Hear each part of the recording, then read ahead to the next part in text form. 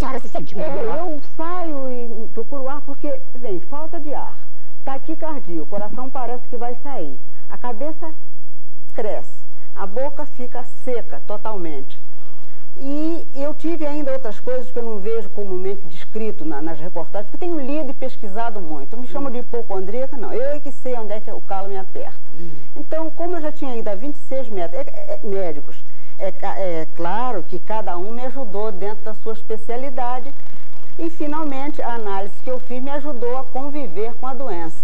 E de eu tanto ler, fiquei sabendo que se trata de uma doença orgânica e não psicológica, como muita gente entende, até médicos mesmo. Ela é orgânica, está no cérebro, ela falou ali, celeleus, né? Aí então é isso aí. Então, eu pergunto para a senhora, doutora Vera, tem remédio, cura? Dá remédio para tomar? Dá, e é muito eficaz a medicação. É o antidepressivo, né? Não, existe um outro ainda mais específico. O Azolar, que é o Stacier, a gente usa especificamente para síndrome de pânico e a pessoa pode tomar, assim, vamos dizer, algumas vezes durante o dia e ele vai acabando evitando. Antes você toma na hora que está sentindo, depois ele acaba prevenindo. É uma medicação que é bastante utilizada. Bom, a dona Ilka disse que já foi a 26 médicos. Você imagina o que isso custou? E que a segurança que isso me dá, porque eu lá pelas tantas, ou eu ficava dentro de casa e não saía mais, eu recebia a luta. Hoje eu viajo, fui até para a Europa, e lá em plena Atenas eu tive uma crise de pânico no meio da rua. Mas que é muito mais chique, né? É muito mais chique ter uma crise em Atenas, não é? Eu gostaria de aproveitar seguro-saúde e lhe dizer uma coisa. A senhora sabe que o que a senhora está apresentando é uma consequência da síndrome de pânico, que é a agorafobia. A agorafobia é o medo das pessoas saírem à rua. E esse nome veio exatamente de Atenas, porque existia uma praça chamada Ágora, em que as pessoas tinham medo de ir para lá. Eu me identifiquei com ela essa semana, nessa praça lá de Atenas. Agora eu vou conversar aqui com o senhor Elcio. Ele trabalha com os neuróticos anônimos e não pode aparecer. Seu Elcio, quantas pessoas em média ligam para os neuróticos anônimos? Cidinha, o número de pessoas que ligam com problemas emocionais é muito grande hoje em dia no escritório da Rua do Acre. Porque hoje em dia nós estamos vivendo uma situação conflitiva, que tudo realmente dá medo, vem o pânico e é grande o número de pessoas. Então, hoje existe no estado do Rio mais de 100 grupos de neuróticos anônimos com a finalidade básica de transmitir a mensagem de fé, de esperança. Nós que estamos nos recuperando, ajudar as outras pessoas também a se recuperarem dos distúrbios emocionais. Eu sou uma prova viva que NA funciona, porque eu era uma criatura, eu estou com 48 anos hoje, eu era uma criatura que eu vivi durante 46 anos, eu vou fazer 2 anos de irmandade, e durante os 46 anos eu realmente era uma criatura muito medrosa, eu tinha medo de tudo. Eu tinha medo de assalto, eu tinha medo de sair na rua, ser assaltado, ser atropelado, eu detestava elevador, eu não conseguia andar de táxi. Eu tinha medo de uma doença chamada câncer. Quando eu falava em câncer, aquilo me apavorava. Eu ia para casa, eu já começava a sentir até sintomas. Se desse uma dor no peito, será que eu estou com câncer? Na coluna, será que eu estou com câncer de coluna? Que coisa terrível. Uma dor de cabeça forte, será que eu estou com câncer de cérebro? Então tudo isso realmente me deixava numa situação super deprimida e eu não vivia. Eu realmente não tinha condições de viver aquela vida que eu vivia a vida toda. Mas, graças ao poder superior, eu consegui descobrir um grupo de NA. E eu caí, por que eu descobri o NA? Porque eu caí numa tremenda depressão, eu caí no fundo do poço emocional. Então, quando tudo já não dava mais resultado para mim, que eu já não acreditava mais em nada, eu encontrei uma irmandade que me recebeu de braços abertos. Pessoas Mas vocês têm apoio médico lá? Não temos apoio médico. As nossas reuniões que são realizadas é um dando força ao outro através dos seus próprios depoimentos. Mas tem alguma coisa a ver com fé, com religião? Nós não temos nenhum vínculo religioso, nós temos um programa espiritual. Esse programa espiritual que realmente nos ajuda a caminhar através do semelhante, porque tudo está através do meu semelhante. O meu sorriso está através do meu semelhante, a minha felicidade está através do meu semelhante, a minha vida depende do meu semelhante para sobreviver.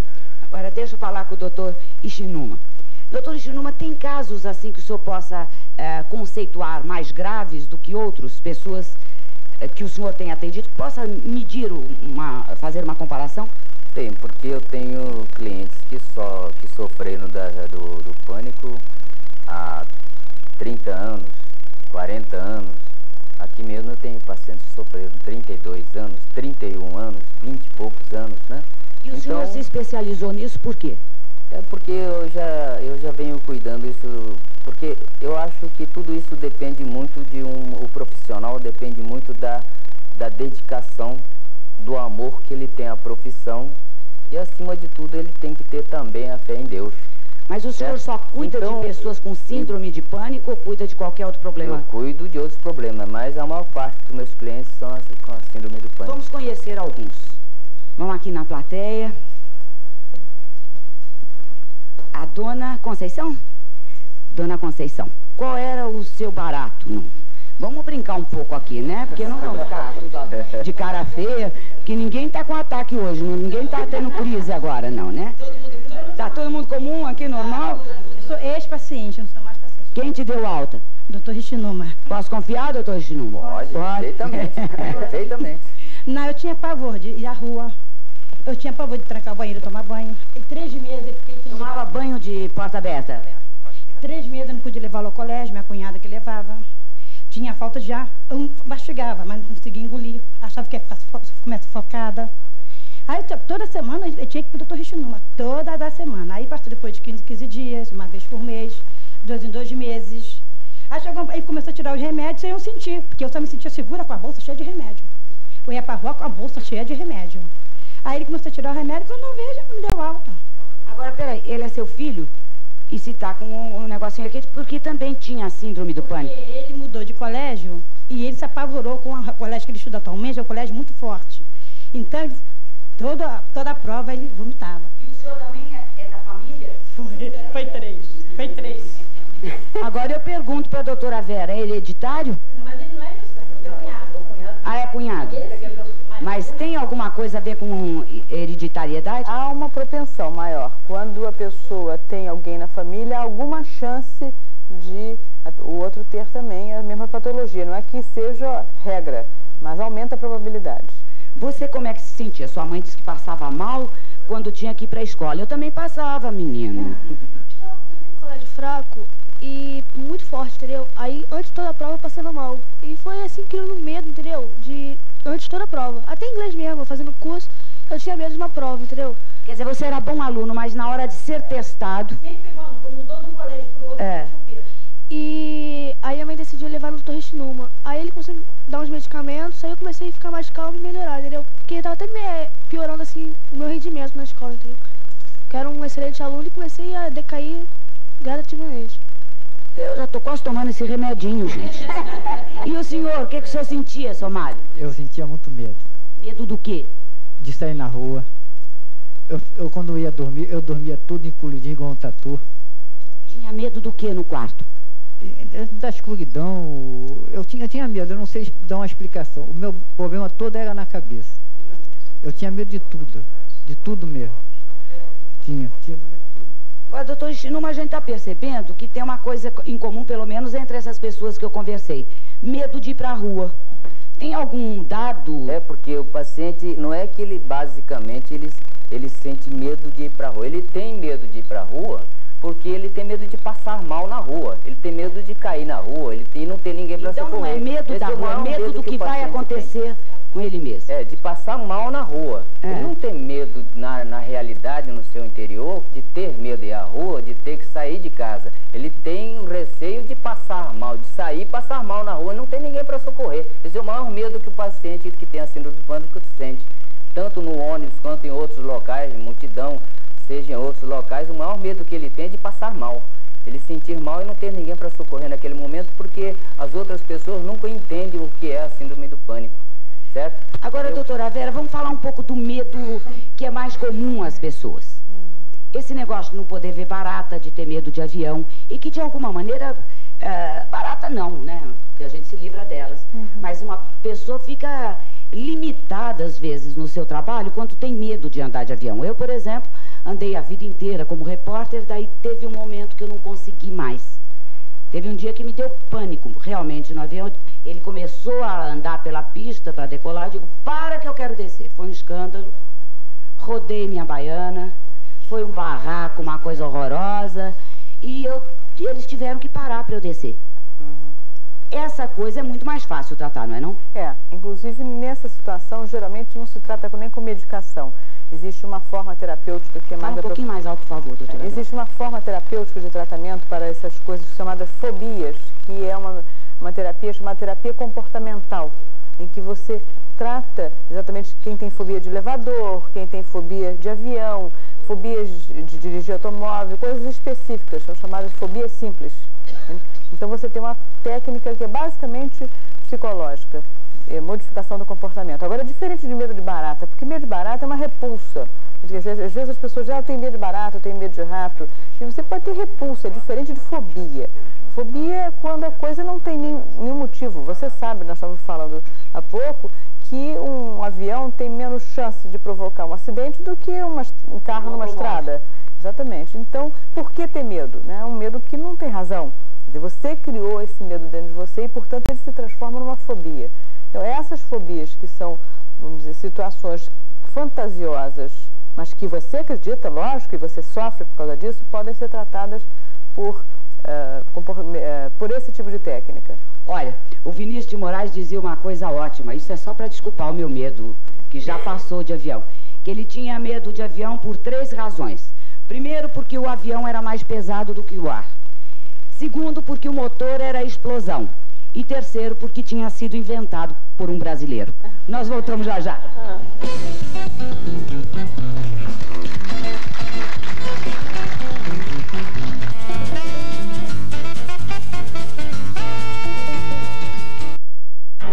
Enquanto Fernando e Isabel viajam em lua de mel, Bernarda põe suas garras de fora na mansão Salinas. O senhor Fernando mandou que colocássemos esse lençol em sua cama. O senhor Fernando não deixaria nunca que sua esposa fosse perturbada por isso. Mas entre os recém-casados, nem tudo vai bem.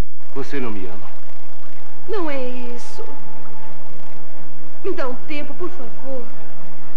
Só um pouco de tempo. Manuela, hoje, 6:30 da tarde.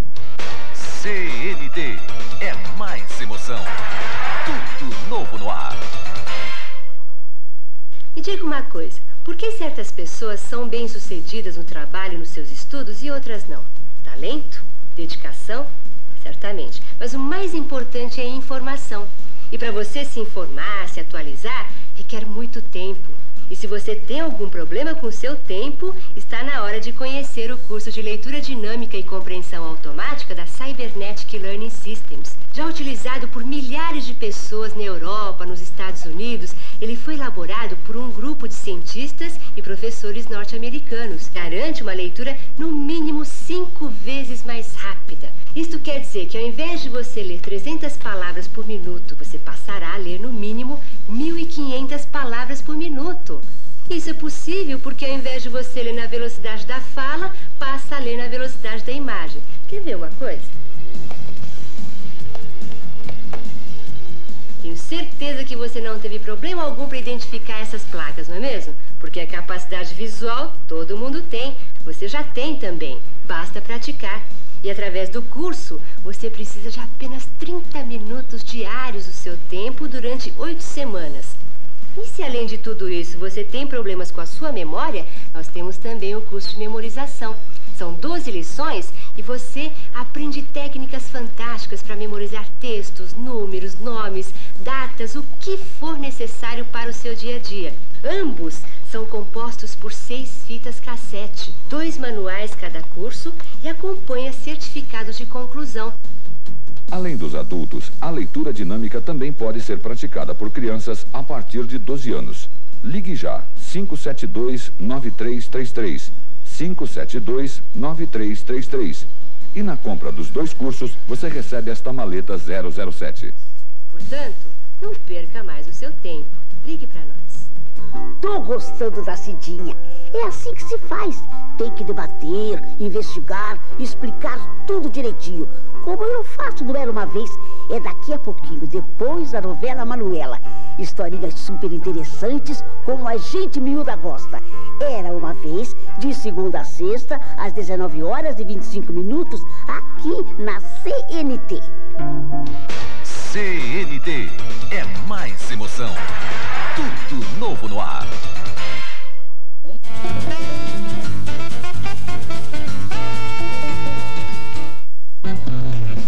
Pode bater palma, porque nós estamos de volta com o nosso Cidinha Livre pela CNT.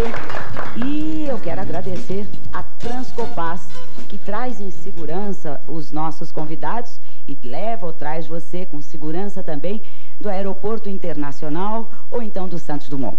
Doutora Vera, nós estávamos falando do medo, mas também há níveis do medo, né? Ou da fobia. Só diz, não, barato que a gente tem é nojo, uma repulsa.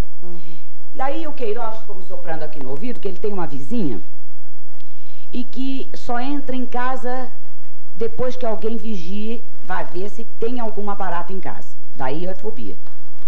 Até pode ser, se for, porque é difícil às vezes você falar quando a pessoa conta um caso, só um pedacinho desse caso. Pode ser que ela tenha um outro problema chamado distúrbio obsessivo compulsivo, aquele tipo de pessoa que tem que ter tudo limpinho, então só entra em casa se tirar o chinelo, o sapato, entra com o chinelo. Então, não é, pode ser que não seja só barata, entendeu? Eu teria que saber o caso inteiro. Vamos dizer que não seja um distúrbio obsessivo compulsivo, que não seja uma mania de limpeza exagerada.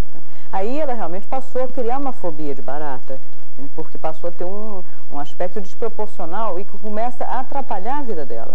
E a fobia, quando existe uma fobia realmente clara, ela atrapalha. Você vê se naquele dia você teve um ataque lá no meio do avião e parou, atrapalhou a sua vida profissional, a sua viagem. Entendeu? A fobia realmente ela provoca uma incapacitação.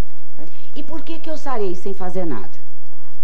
Quer dizer, eu tentei várias coisas, vai ver, fui curando aos poucos e também não percebi, né? Veja bem, por exemplo, quando eu falei da terapia comportamental, o que a terapia comportamental faz é procurar de uma forma sistemática, com um profissional que está gabaritado a entender o assunto, vai procurar expor o paciente aos poucos, gradualmente, aquela situação que de alguma maneira você, pelas circunstâncias da sua vida, se forçou a um método de exposição gradual.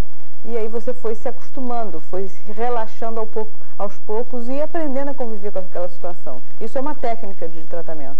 Wilka, conta pra gente as coisas mais absurdas que você ouviu nesses 20... Você deve ter ouvido, né? É histérica, é não sei o quê, tem mania de doença, precisa de companhia, é solidão. Isso, né? Tudo isso? Tudo isso e mais. Problema hormonal... prolapso na válvula mitral. Isso eu tenho.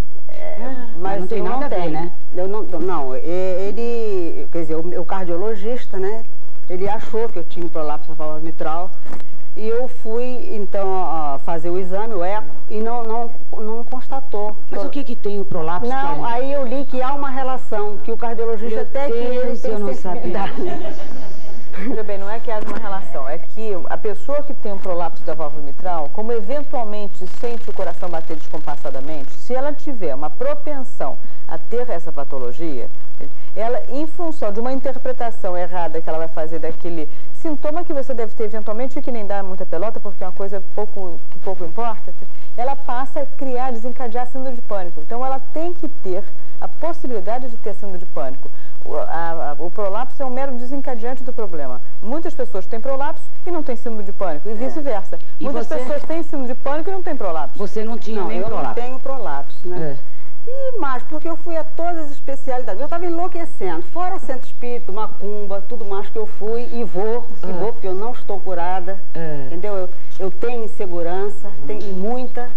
Embora talvez nem aparente, mas eu tenho. Parece a mais normal de nós todos aqui, a mais segura, a mais tranquila. Durante muito tempo eu até escondia, até das pessoas mais próximas, esse problema, porque eu tinha vergonha, eu sempre fui uma pessoa tão corajosa. Eu andava, escrevia, viajava muito. Qual é a sua profissão? Bom, eu estou aposentada, eu sou advogada, mas estou aposentada. Justamente eu me aposentei por isso, porque eu tive lá no trabalho uma crise.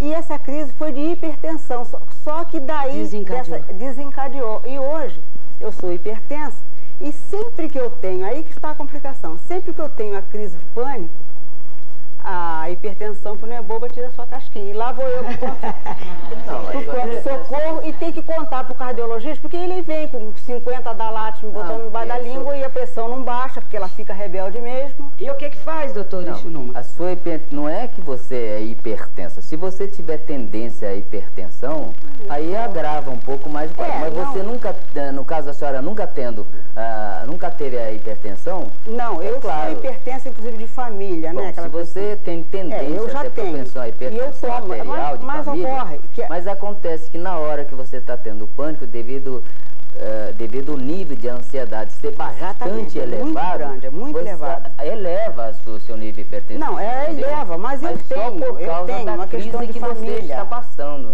mas ela eleva e não deixa de ser perigosa, porque a minha pressão já chegou a 25. Sem dúvida, mas por isso, exatamente, mas a primeira coisa que você tem que fazer é eliminar o seu pânico. Eu fui parar no pronto-socorro. O médico veio com 5 Adalac sublingual, lá pela disse, não, para com isso, me dá um antidepressivo. Então, sempre que eu vou pro médico, eu fico uma chata, porque o médico não gosta disso, né? O paciente ficar dizendo o que tem que fazer com ele. Já pensou naqueles pronto-socorro cheio de coisinha lá e ficar dizendo, não, para com esse Adalat e me dá um relaxante para ajudar e mais um antidepressivo, porque eu sofro do pânico. Daí diz, o que a senhora está fazendo aqui se a senhora sabe se medicar, não é mesmo? Pois é, mas acontece que eu fiz Vamos lá. Eu fiz o antidepressivo, né? Eu coloquei o Adalat sublingual, e só quando ele não faz efeito, depois de 3, é que eu vou pro pronto-socorro. Então, viver assim é um saco, é um porre. O que é? Doutora Vera, a senhora disse que ela não sabe se medicar. Sim, porque eu descobri que depois de tantos médicos, depois de tantos anos de tratamento, ela não toma o remédio que é específico para síndrome de pânico. Nunca tomou. Eu fui a um médico, eu não vou dizer o nome dele, por questão de ética, que era considerado aqui no Rio o papa do assunto. Ele é famoso, escreve muito para jornal, mas a minha relação com ele não foi feliz, porque não gostei. Eu já estava por aqui, nessa época eu estava muito ruim mesmo, de 4, e eu estava de saco cheio de estar contando a 26 médicos o que eu tinha, e eles confundirem tudo. A senhora deve gravar um vídeo. Pois é, eu pensei nisso. E de 5 em 5 minutos, eu por aqui, falando de como começou no trabalho, que eu tive que me aposentar, era muito bem empregada, mas tive que sair, porque eu não conseguia, aquela pessoa tão maravilhosa, de repente, tá caindo lá no trabalho. Então eu preferi me aposentar por tempo de serviço, aos 49 anos, e ele de 5 em 5 minutos me interrompia para atender telefone. Quer dizer, aí eu não tomei o remédio. Talvez esse médico me desse o remédio ideal. Aí eu passei. Não, mas eu acho que a gente tem que tentar sempre, viu? Porque eu já estava, eu já tinha me conscientizado de continuar com a minha análise para aceitar esse meu problema como insolúvel. E quem sabe hoje aqui eu não consigo uma solução, né? Quem sabe? Aqui mesmo, tem vários pacientes aqui que tiveram pressão até maior do que a sua. Mas hoje já não tem mais. Agora, a doutora Vera disse que você não está tomando remédio. É evidente que a gente não vai dar o nome do remédio aqui, que daí as pessoas vão tomar. E eu respeito muito o médico. Eu acho que o médico estudou para nos ajudar. E um remédio que serve para um, não serve para outro. A gente não pode ser leviana, não pode ter um comportamento assim pela televisão. Mas, Cidinho, eu acho o seguinte. Apesar de existir uma medicação específica, mas eu tenho vários clientes, por exemplo, aqui, cada paciente se adapta com antidepressivo. Você tem que estudar cada paciente, um por um que tem aqui, nem todos tomam a mesma medicação. A doutora Vera não concorda com isso. Não, eu concordo com ele sim. Porque mas existe ela, no caso dela, ela me falou a medicação que ela tomou antes. E eu melhorei. E eu acho que ela não tentou todos os recursos, porque exatamente cada um se dá bem com a gente chama de uma resposta idiosincrática, quer dizer, resposta individual. Idiosincrasia, que é mais esquisitíssimo. É assim, peculiar. E que tem uma determinada medicação, de que é considerada das mais específicas, que não foi tentada com ela. Então, nesse sentido. Mas eu concordo com ele. Cada paciente se sente bem com um tipo de medicamento. Agora, lá nos Neuróticos Anônimos não tem medicamento. E vocês parecem relacionam muito isso ao egoísmo. Eu achei uma coisa, vou ser franca com o senhor Elcio, achei muito primário isso.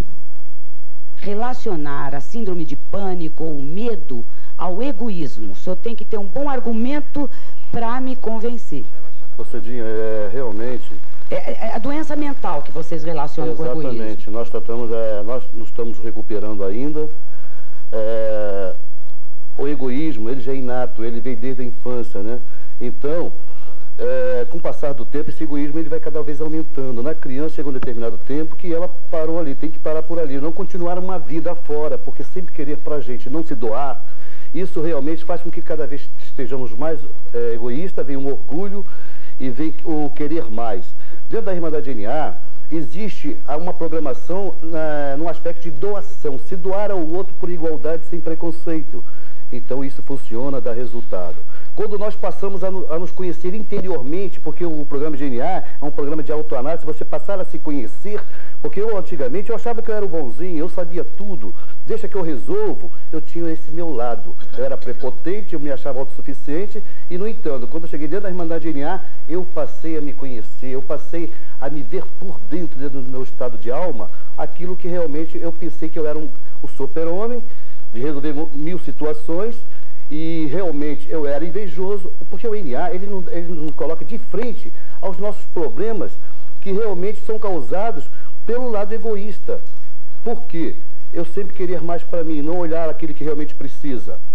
E quando na Irmandade NA nós seguimos uma terapia de grupo e que existe um calor humano... Mas quem faz essa terapia não é um médico? Não. É um falando o seu problema para o outro? Exatamente, aí funciona. Porque ali somos todos nós com os mesmos problemas, certo? Com os mesmos? Praticamente os mesmos problemas. Poxa, a doença mental e emocional... Mas lá ela chega por... Não, pera, mas nós estamos falando da síndrome de pânico. Chega lá uma pessoa que tem esse mal-estar, tal, e ela convive com vocês e vocês obtêm algum resultado, um conversando com o outro? Isso acontece, porque tem visto vários casos dentro de sala de NA que as pessoas se recuperam do pânico, quando a pessoa está desesperador por muitos anos dentro da psiquiatria. E, através do grupo de terapia, nós temos visto os casos realmente, acontece milagre dentro de sala de NA. É difícil o médico acreditar nisso. A senhora acredita, doutora Vera? Francamente. Existe um componente psicológico muito grande. Eu, pessoalmente, prefiro fazer um tratamento sempre integrado com a medicação, porque eu acho que é mais rápido, facilita. Mas já tive paciente que se recusou, por medo da medicação, a tomar a medicação e foi feita somente psicoterapia, só que demorou muito mais.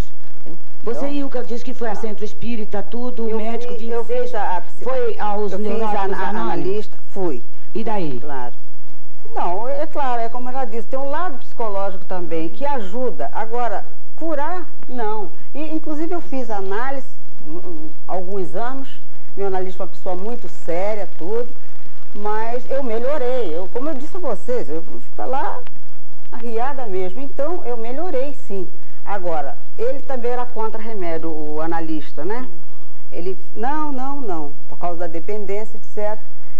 E agora, eu só fui melhorar mais ainda com a medicação que ela diz que, embora não adequada, mas me melhorou, entendeu? E já me faz eu poder viajar e fazer tudo que eu pretendia fazer. Não é que não seja adequada. Agora, sou uma pessoa limitada. Talvez tivesse outro ainda melhor. Ainda melhor. É isso que eu... Olha, adequado, esse negócio de medicação é uma coisa espantosa.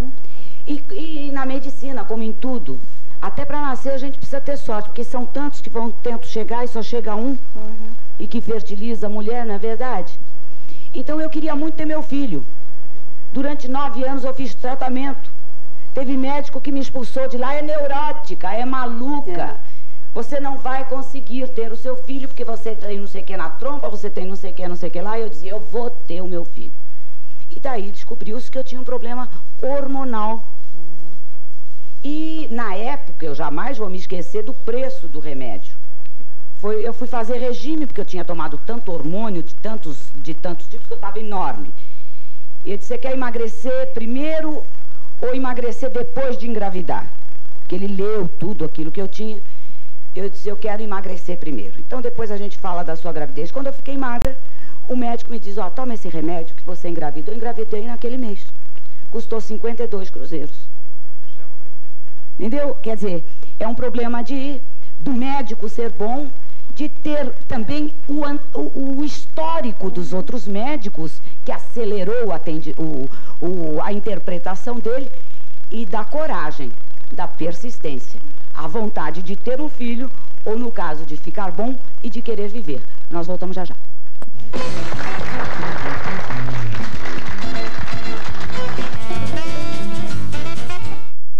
Estamos de volta com o nosso Cidinha Livre pela CNT.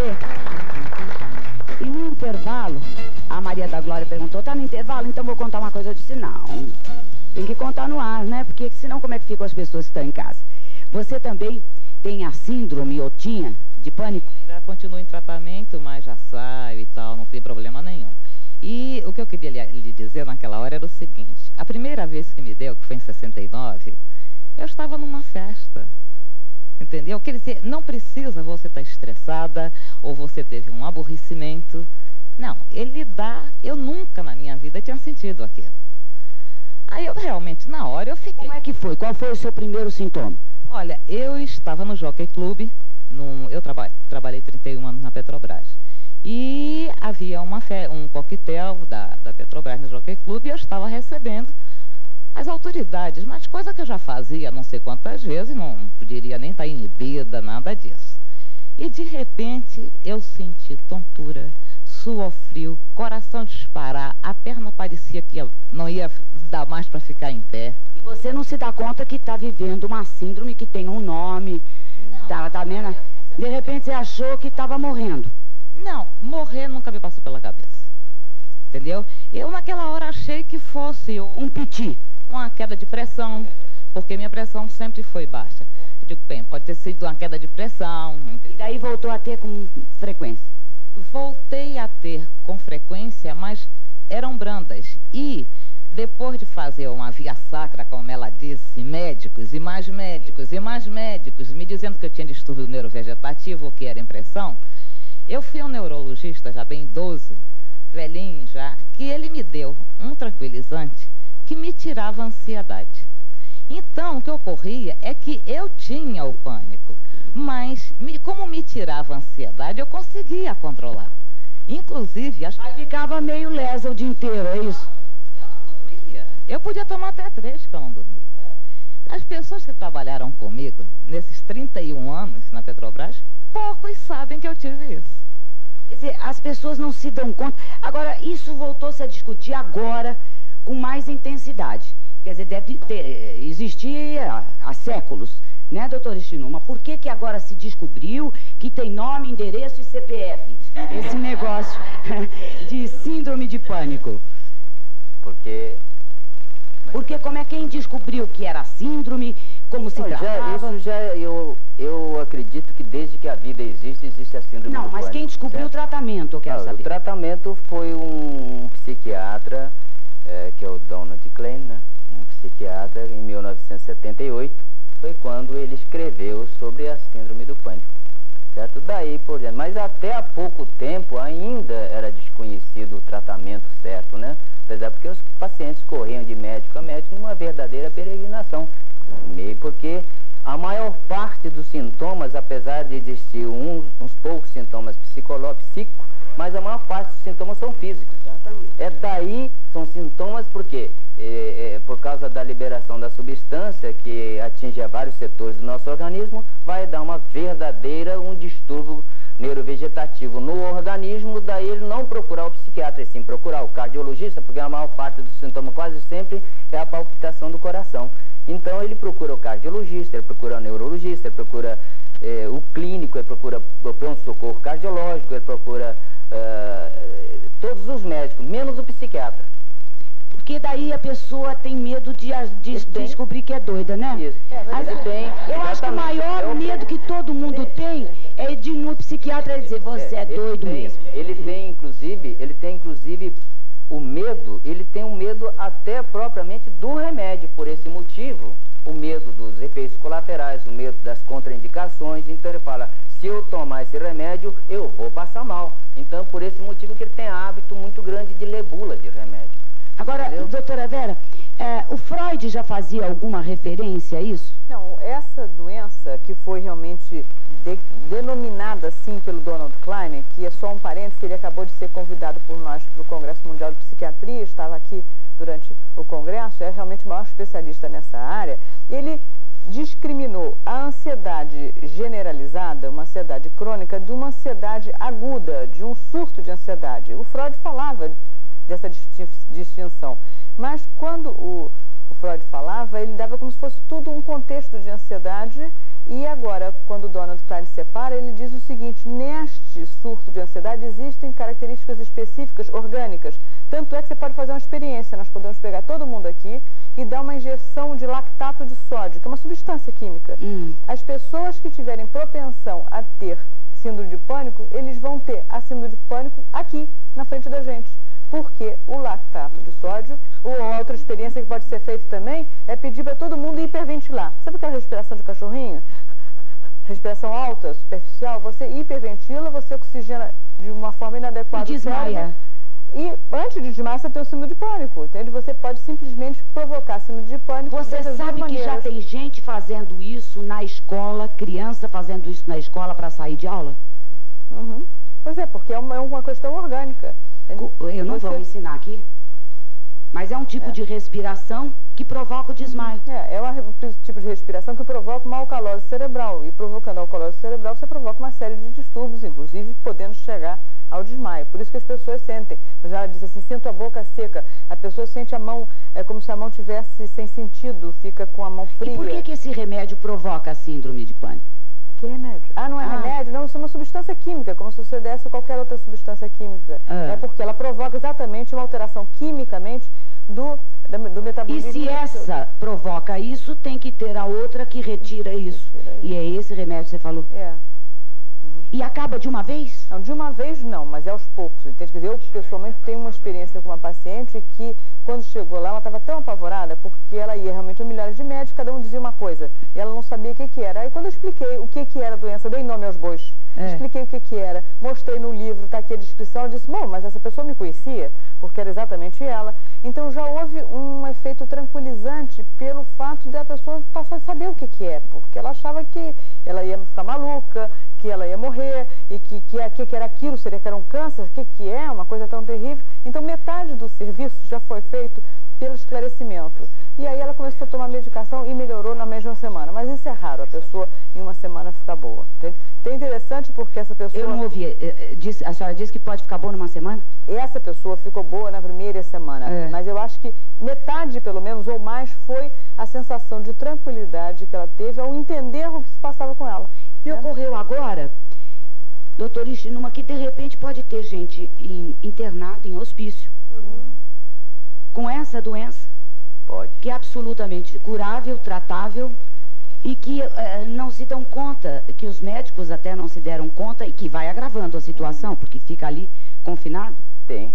Eu tenho 2 clientes que inclusive ficaram no sanatório do HCE, Hospital Central do Exército. Quanto tempo? Eles estavam internados 2 meses lá no Hospital Central, mais ou menos 2 meses, que ele relata. Ele só conseguiu, ele percebeu, porque um médico falou, não é possível, você fala normal, você é orientado, você não é possível. E ele ficou curado hoje, clinicamente. Ele está curado porque foi através de uma entrevista que eu dei, e que ele veio fazer o tratamento e ele está completamente curado. E aí ele levou a fita da minha matéria que eu fiz e levou para o outro colega também, e esse daí também praticamente está clinicamente curado, né? Que coisa, né? Mas o que eu digo, que aquela hora o colega que estava falando sobre os neuróticos, né? E também até sobre a psicoterapia é o seguinte, porque o paciente com a síndrome do pânico, ele é inseguro, basicamente é a insegurança que toma conta dele, né? Então, é claro, se ele, por exemplo, o paciente com pânico, ele se acha que ele é o único do mundo que sofre disso. Esse trabalho, inclusive, esse que nós estamos fazendo, e que também eu já vi, acho que foi no Fantástico, ajuda as pessoas muito, claro, porque elas percebem que não está acontecendo só com elas. E daí procuram um socorro adequado e certamente vão melhorar. Eu volto já, viu, doutor Ishinuma, também para falar com o Elcio qual a experiência dos neuróticos anônimos. Se alguém quiser deixar de ser anônimo e se apresentar, estamos à disposição. Nós voltamos já.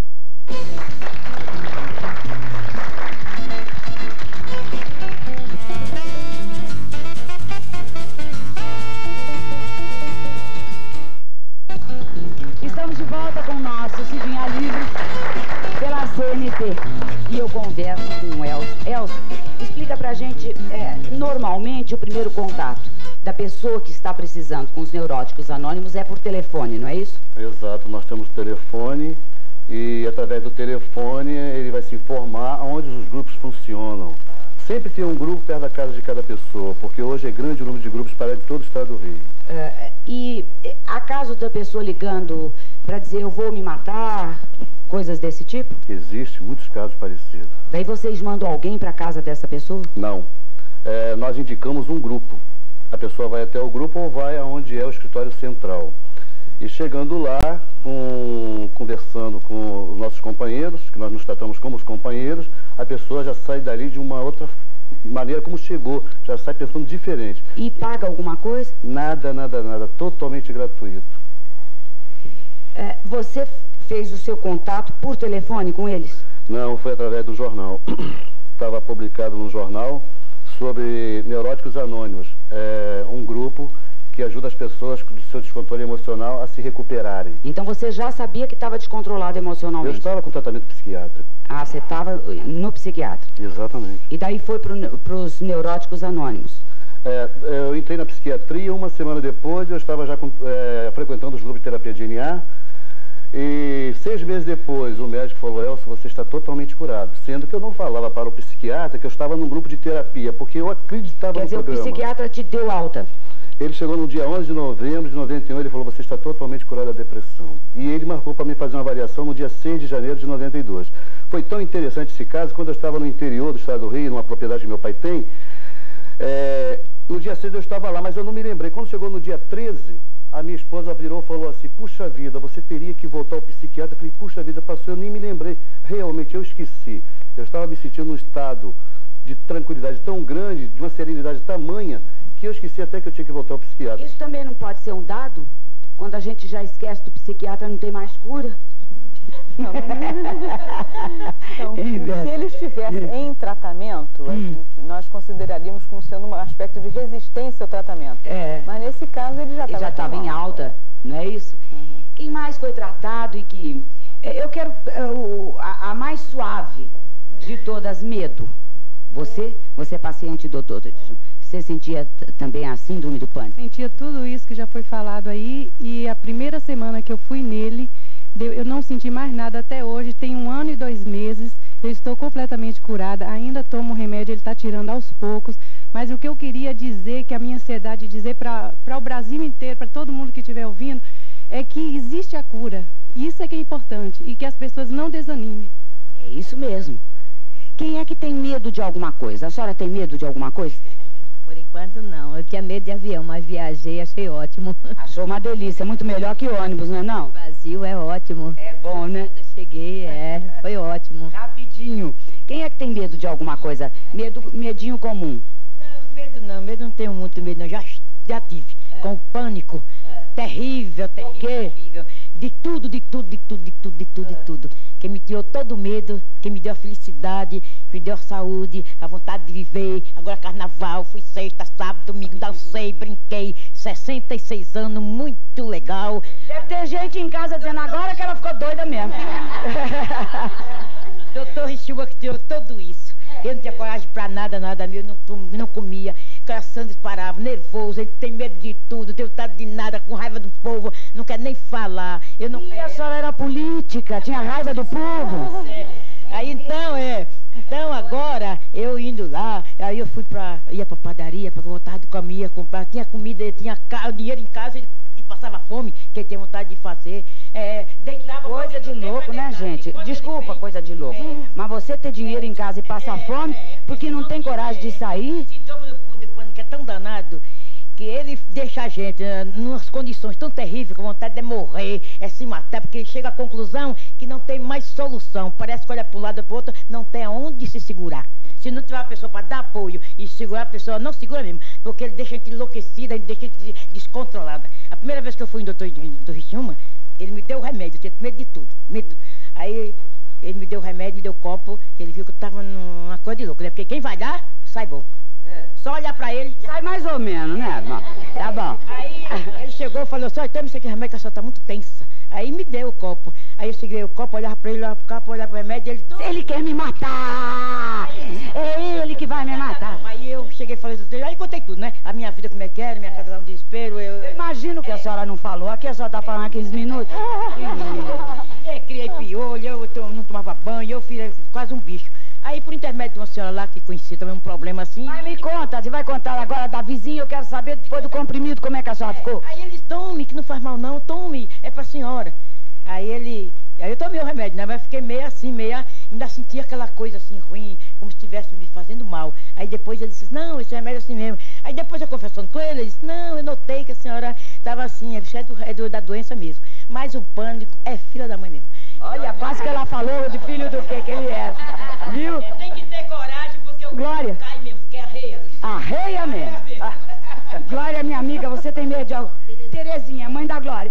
Você tem medo de alguma coisa, Terezinha? Tenho. Do quê? Da morte. Tem medo de morrer? Tenho. Muito, muito. E gosto da vida mesmo, eu vivo a minha vida mesmo. Todo mundo gosta. Mas eu tenho pavor. Você pensa nisso o tempo inteiro? Penso isso, eu já tive... Espera só, já vou. Eu uma vez fui submetida a uma cirurgia e eu estava tão nervosa, que foi com anestesia geral, que a anestesia não pegou direito. Então eu ouvi tudo que os médicos comentavam durante a cirurgia e sentia uma boa parte, mas estava praticamente meio adormecida. Mas o médico disse que porque eu estava muito nervosa, superou a anestesia geral. Doutora Vera, a senhora tem até um trabalho sobre isso, não tem? Sobre o medo da morte? Não sobre o medo da morte. Estava me soprando aqui que a senhora tinha escrito alguma coisa a respeito, mas será que é o maior dos medos? Esse medo da morte, na verdade, é o chamado angústia existencial. Faz parte de todos os seres humanos. Mas no caso dela, eles pensam muito nisso. No caso dela, ela está, vamos dizer, com uma situação mais específica, mas é uma preocupação do ser humano e é uma preocupação até de descobrir a razão da existência. Por que nós estamos aqui, por que nós nascemos, para onde nós vamos, por que nós morremos. Então é uma questão que a gente tenta responder de alguma maneira através da vida. Às vezes através de um trabalho que tem um sentido, às vezes através de uma religião, às vezes através de educar uma família. A gente tem que encontrar algum sentido para, de alguma forma, atenuar esse medo básico. Esse medo é um medo existencial, está na base de qualquer vida, de qualquer ser humano pensante. No caso dela, talvez essa própria experiência da cirurgia, que é uma experiência muito traumática, ela de alguma maneira ficou num nível superficial, e isso é uma coisa que angustia você. Inclusive, a conversa de médico na sala de cirurgia, só médico que pode ouvir, porque o paciente nem pode nem entender aquilo. Às vezes até tem umas brincadeirinhas, não sei se espero que porque é profissão, né? É coisa comum. Já pensou se eles ficassem tensos como se fosse novidade? Então, ela pode ter tido uma experiência traumática com essa cirurgia e, em cima disso, ela criou uma situação específica com a morte. Quer dizer, um pouco mais, ou bastante mais, do que a angústia natural do ser humano. E a pessoa que tem medo de ter medo? O medo do medo famoso do livro do Chico Buarque. Lembra que ele fez um livro muito bonitinho, que era O Medo do Medo? Isso daí faz parte até de uma fase de vida em que a gente começa a temer todo o que vem pela frente. Quer dizer, comum na adolescência, que você não sabe o que espera da vida. Ou certas pessoas que têm uma vida que a gente não sabe o que se espera dela, que você passa a ficar com, será que eu vou ter coragem de enfrentar tudo isso que vai aparecer pela minha frente? O Ilka, no seu caso, você vive com a sua família, com quem você mora? Eu moro com a minha filha, né, e uma netinha de 5 anos. Sou desquitada. E isso interfere, né? Eu acho que interferiu, porque lá pela frente a gente fica muito chata também, esse negócio de estar tendo crise toda semana, qual marido que vai aguentar, né? Então ele se mandou e é isso. Mas o pessoal em casa já... Você é ótima, Ilka. Já está familiarizado. Eu adoro você, queria ver você numa crise, deve ficar melhor ainda. Não, eu finjo pra chuchu. Fica chata? Não, eu finjo que tô bem. Agora você tá fingindo? Não tô fingindo não. Agora não tô não, mas eu... Não me engana, hein? Não tô não, porque eu já olhei aqui se tinha lugar pra... Uma saída? Devagarinho. Já olhei, tô muito bem, entendeu? Mas eu procuro me manter, sabe, naquela pose ali. Às vezes o dia me deu dentro do metrô, eu digo, e agora, desse buraco aqui, como é que vai ser? Porque agora também ela vem e leva assim 10, 15 minutos. entendeu? Mas de sofrimento De quanto em mesmo. quanto tempo? Olha, agora eu já consigo passar 15 dias sem ter. 15 Nossa, dias mas sem ter. uma perto da outra. Você viajar, mas você precisa ver a minha bolsa que tem ali de remédio, porque aquilo me dá uma certa segurança. Pode dizer hipocondríaca, me dou bem com aquilo. Vou fazer minhas caminhadas na Praia Vermelha, o bolso vai cheio do remedinho, porque se der... Vai ter, vamos pensar que você é contrabandista, tá vendendo, ainda vai presa, hein? Não tem perigo não. Já dirijo, saio pela estrada fora dirigindo, eu melhorei muito. Mas melhorei, eu tinha parado, não existia, mas não era gente. Entendeu? Hoje voltei a ser gente, como eu sempre fui durante 49 anos. E eu acho que só falta mesmo aquela coisa de eu não tenho mais pânico e ainda rir disso. Geral. Agora, de qualquer maneira, eu estou gostando muito do papo aqui por causa da divulgação. Não está sendo um perigo essa questão do pânico.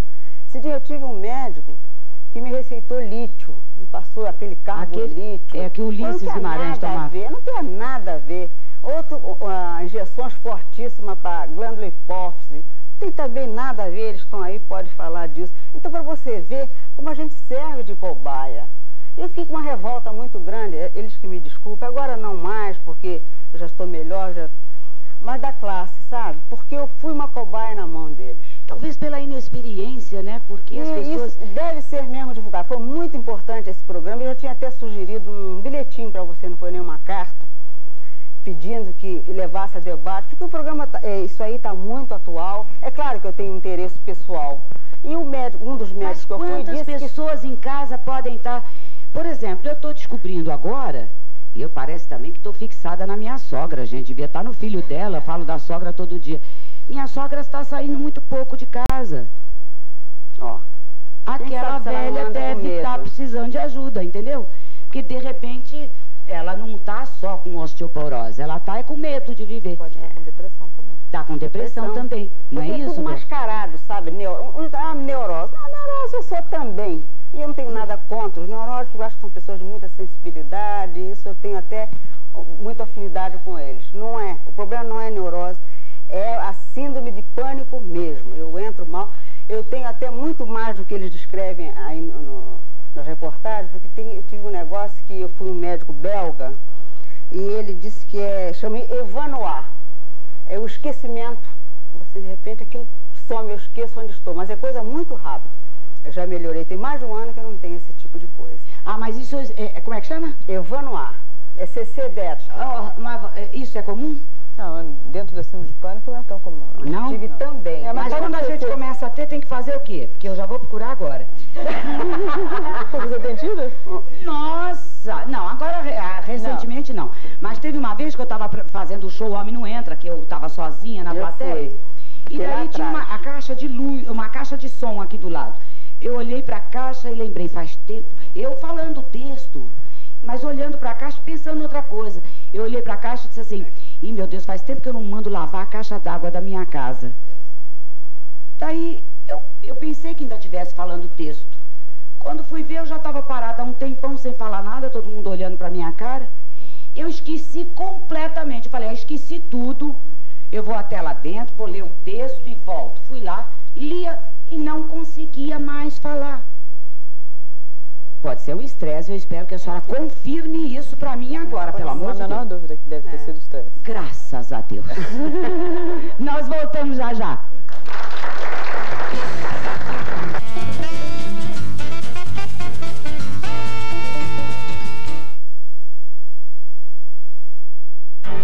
Enquanto Fernando e Isabel viajam em lua de mel, Bernarda põe suas garras de fora na mansão Salinas. O senhor Fernando mandou que colocássemos esse lençol em sua cama. O senhor Fernando não deixaria nunca que sua esposa fosse perturbada por isso. Mas entre os recém-casados, nem tudo vai